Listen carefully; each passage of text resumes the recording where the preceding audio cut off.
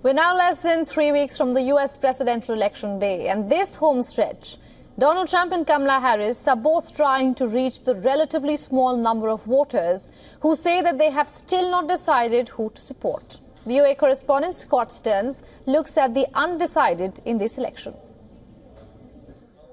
Some Americans are already making their choice for president, with early voting underway in many states.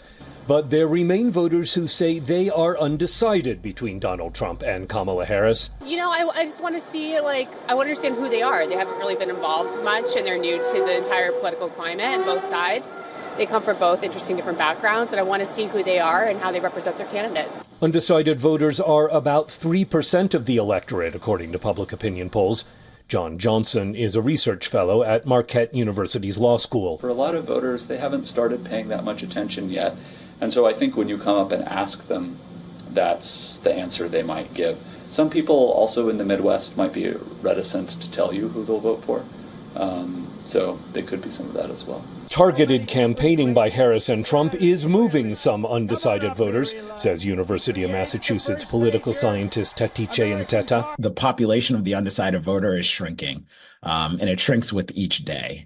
Most people are going to make up their minds before Election Day, and what's really going to matter is going to be the on-the-ground mobilization of the Democratic Party and the Republican Party, and in what is likely going to be an extremely close election. Trump and Harris have different challenges in convincing undecided voters, says Brookings Institution senior fellow Darrell West. He needs to reassure Americans that, one, he respects the rule of law, that he's not going to be crazy and chaotic if he becomes a president. She, on the other hand, is less experienced.